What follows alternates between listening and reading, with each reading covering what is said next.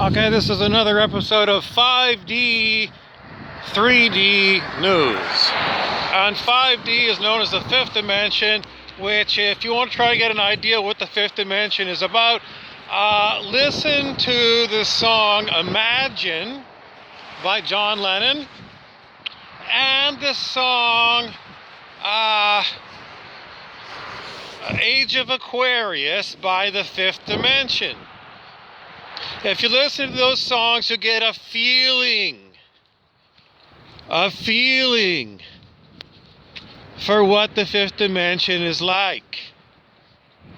So we're working with current events, and so fifth dimension is taking that feeling of love, and how would that kind of person in that kind of a vibration deal with the situation at hand versus a 3D person. What's a 3D person? That's a person who grew up here on planet Earth and found it to be the school of hard knocks, and really has no love for humans whatsoever. Personally, somebody who prefers dogs or prefers cats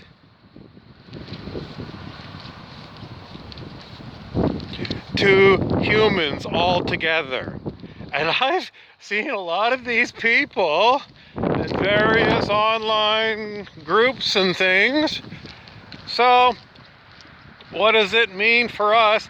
Okay, well, we want to explain that from a fifth dimensional perspective, people who are like that other one we just described are considered to have suffered trauma, and they have unhealed trauma.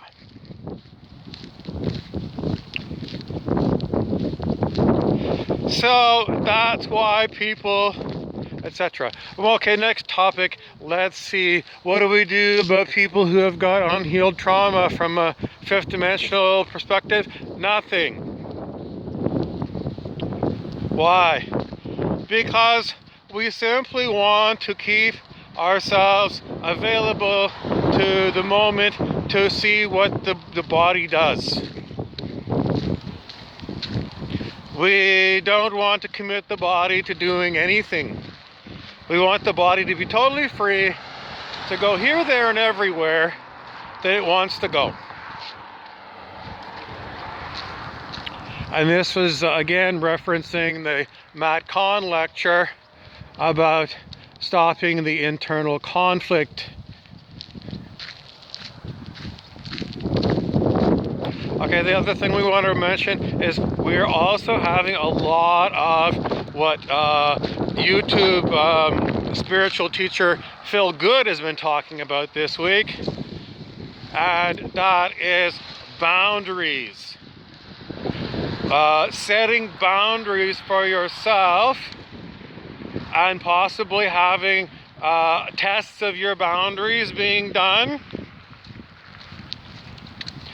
And remembering why we were setting boundaries, because we are not allowing people to steal our energy.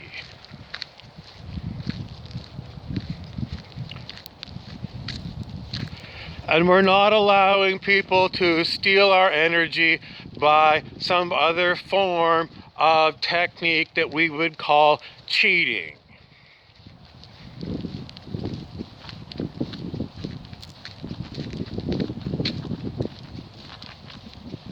So, for example, if you're playing cards in the Las Vegas casino, you are not using magic to change the cards that are coming out of the legitimate casino. Say, for example, somebody really had superpower magic that they could make cards appear in a Las Vegas casino on one of those gambling tables and magically make whatever hand they wanted to appear. A normal human being on planet Earth would say, that's cheating.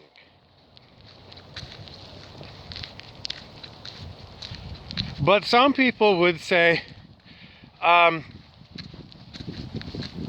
it's innate in me. It's my magic, and me and my magic are one and the same thing. And if it happens that way, it's beyond my ability to turn off that which you consider a gift, and I call that like my basic thing. It's not a gift at all, it's all me.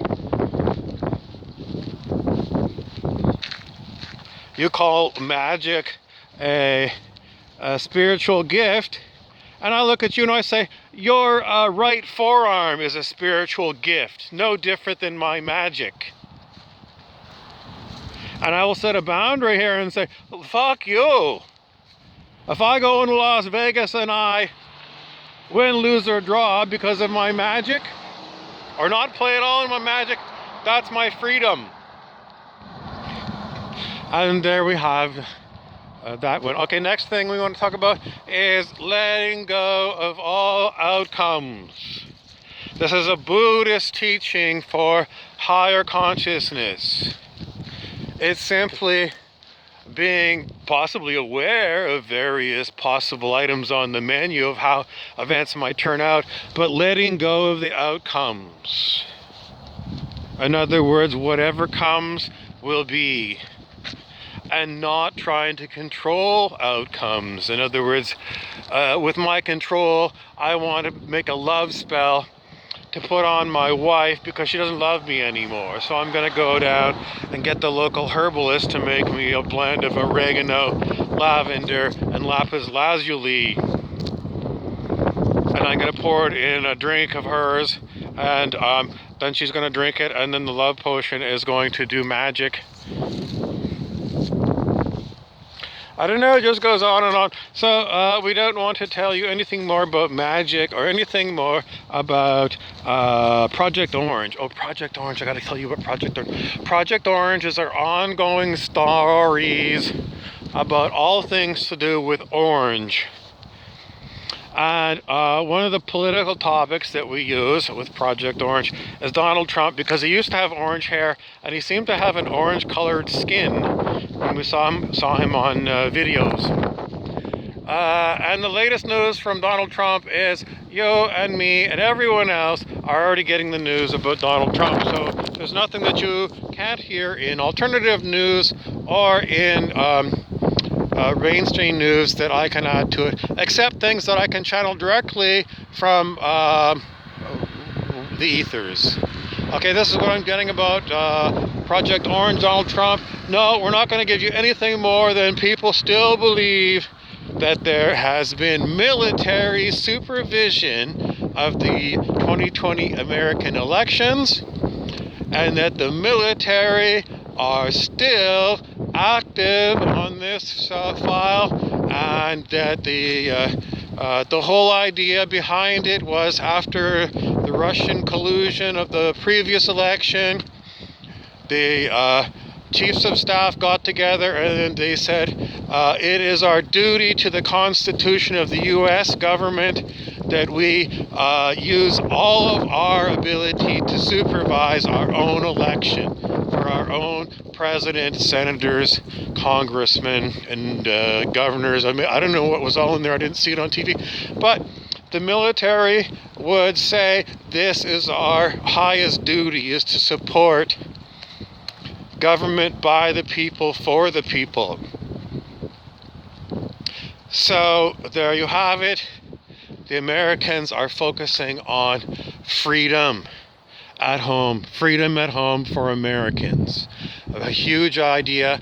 And the other thing that we're adding to this idea is also the idea of community first. Not me first anymore. No more me first. Community first. It's not communism. It's more like our community wants people to be able to do the occupations that they choose to do. And community-minded means we don't want any more of these minimum wage jobs for humans where they, like seriously, no more of these kind of payments for Walmart workers. We don't want any more forced human poverty by this So it's not communism, it's simply saying we expect that everyone has a little pink house. Just like John Mellencamp said in his song.